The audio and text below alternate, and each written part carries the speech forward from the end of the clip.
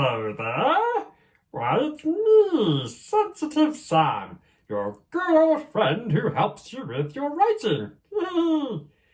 How are you? Excellent.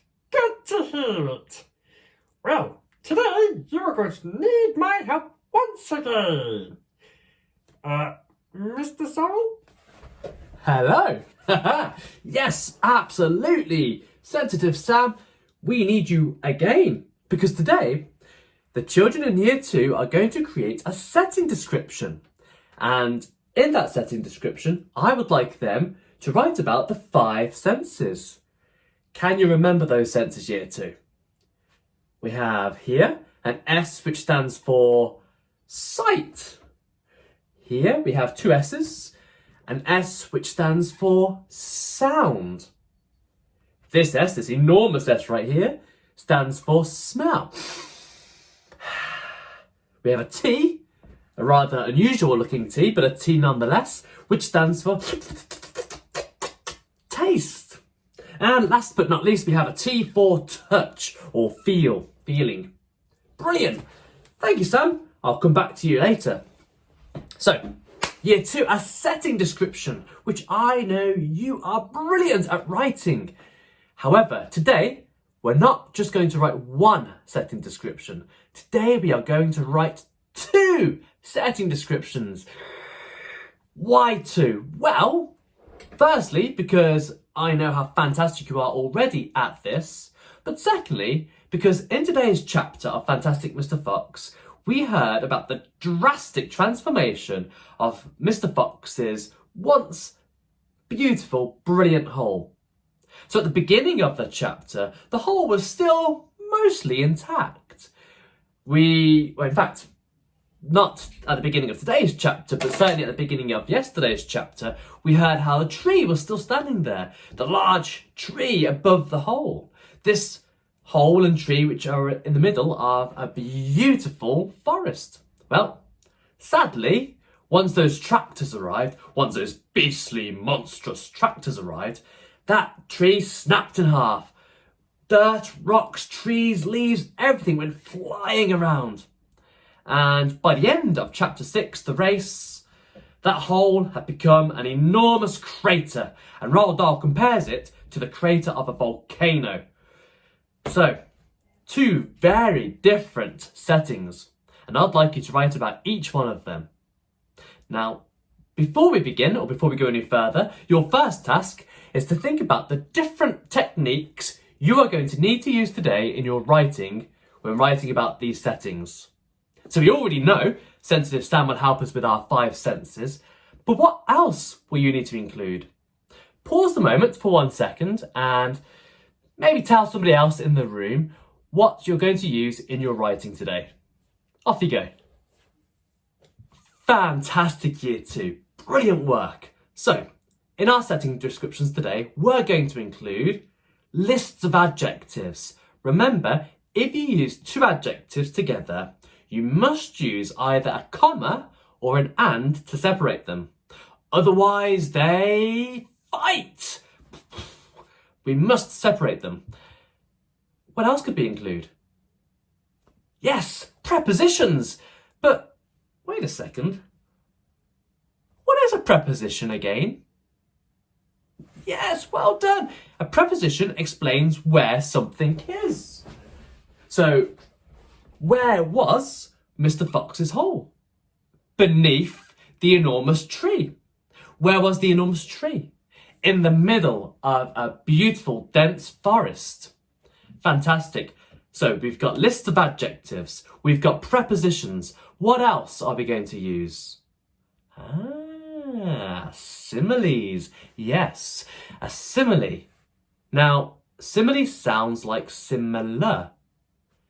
A simile compares 2 things. So, Mr. Fox's hole was as deep as the ocean. Brilliant. The tree was as tall as yes, a skyscraper. Fantastic. So, similes, list of adjectives, prepositions. Is there anything else we can include in our writing today? Aha, yes, well done, Year 2. We could use fronted adverbials. That is an adverb which goes at the start of the sentence. And if we use a fronted adverbial, what must come after it? Absolutely, a comma. Well done, Year 2. Okay, here comes your second task for today.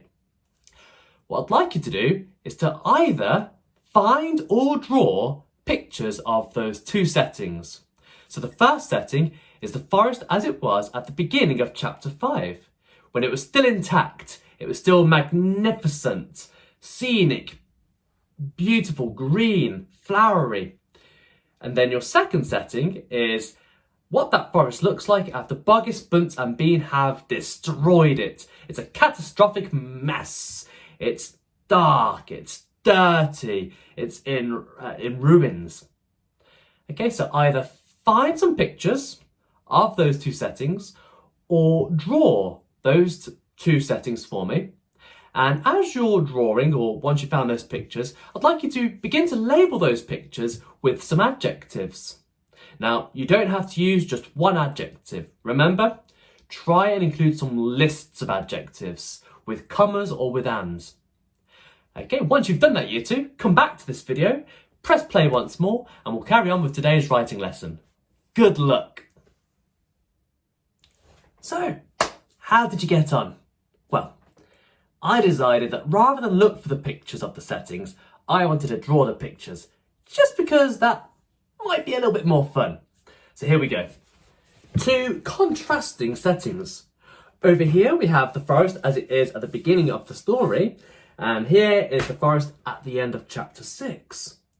So I was thinking very carefully about my 5 senses, and so I described what I could see: the huge leafy tree, the beautiful colourful flowers, the perfect circular hole, the bright and golden sun, the pretty small birds. But I also described what I could hear. So the forest at the beginning is quiet and peaceful. I also described what could be felt. So the warm sun, it was a very calming atmosphere. Over here, on the other side of my picture, we have dark grey clouds, jagged, splintered wood. The forest is now empty and deserted. All the animals have fled. It's miserable, so there is a feeling word. The enormous crumbling hole, the chaotic, messy heap at the bottom of the hole. Right, well, why did I ask you to do this, do you think? Of course, it's going to help us with our writing. Already, we've planned our writing. We've got so many fantastic ideas here that we can put straight into our setting descriptions. Now, just before we move on to those setting descriptions, I'd like to introduce you to a new term. Now, this is a Key Stage 2 term, but I know that you, Year 2, are more than ready for it. And that term is pathetic fallacy. Hey? Let's say it together. Pathetic fallacy. Pathetic fallacy. What does it mean? Well, have you ever noticed that when a character in a story is feeling upset, the weather is typically miserable? It's normally pouring down with rain, or the clouds are stormy and grey. However, when a character is feeling happy or excited, the weather is typically beautiful, glorious. There's dazzling sunshine outside, and the skies are perfectly clear and blue. That is pathetic fallacy. We match the weather and we match the atmosphere, the environment, to the character's emotions. All right, here we are then. Over here, as you can see, I've divided my page into 2 halves, and I'd like you to do the same. Because on one side, we're going to write a setting description of the forest as it is at the beginning of the story, and over here, we're going to write our setting description of the forest at the end of chapter 6. Now, you'll notice that in the corner, I have my dear friend, Sensitive Sam. He's here to remind me that I need to describe those 5 senses: sight, sound, smell, taste, touch. Okay, how shall I begin? Right, maybe I could use a preposition. So, where did I say Mr. Fox lived? Inside a hole. Where is that hole? Let's just pause for one moment. What have I used here? Beneath a huge, magnificent, and leafy tree. What is that?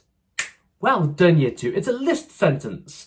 And I know it's a list because I've punctuated the sentence very carefully. I've used a comma between my two adjectives here, huge and magnificent, and I've used the word and before the final item in my list. Beneath a huge, magnificent and leafy tree.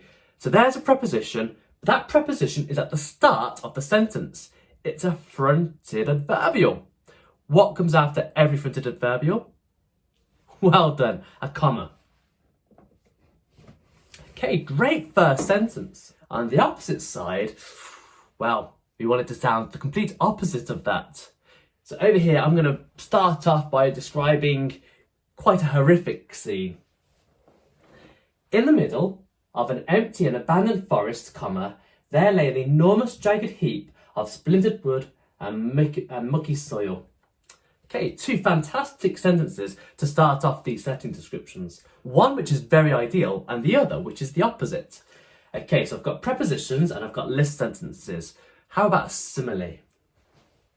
The sun made the entire forest glisten like... What else glistens? Diamonds, buried treasure, sapphires, jewels, rubies, sparkling necklaces, rings. Oh, so many good ideas, Year 2. How about another simile for the other side of my piece of paper, this time of something far more foul and rotten? Let me think. The forest looked as grey and miserable as the walls of a prison. Oh, two brilliant similes. Okay, am I using all 5 of my senses? Well, I've certainly described what can be seen, so that's sight. Have I described what can be heard? Not yet. Okay, that's my next step. What could be heard at the beginning of the story inside the forest? Ah, yes! That perfect bird song, those beautiful tweets from all the birds. But where are those birds? All around. And that is a preposition. So let's use it. Ooh, let's stop right there, Year 2. I've used 2 adjectives together, small and colourful. But what have I missed in between them? A comma, yes. Do not forget those commas between those adjectives. All around, small, colourful birds could be heard singing glorious songs. What could be heard at the end of chapter 6 in the forest? Well, the forest is empty, with the exception of boggis, bunts and bean, and their enormous, horrific, ghastly tractors. So maybe I could describe the sound that they're making.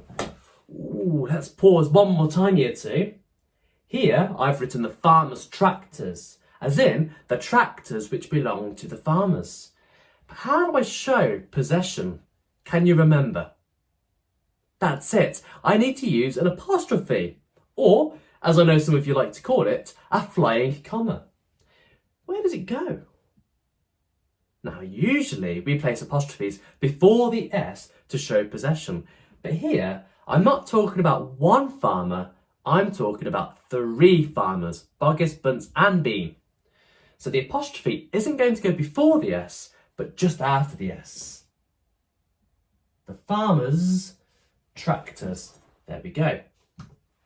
Okay, I haven't finished Year 2, but as you can see, I'm running out of space on my whiteboard, so I'm going to leave my setting descriptions there. However, I know that you can write plenty more than that. Keep using sensitive Sam and keep using those list sentences, prepositions and similes to describe those 2 settings. I hope you have a lot of fun with your writing and I cannot wait to see what you come up with. If you need any help, please don't forget to ask me, and don't forget to share your work with me at the end of the day. I hope you have a wonderful day and I'll speak to you later. Bye bye for now.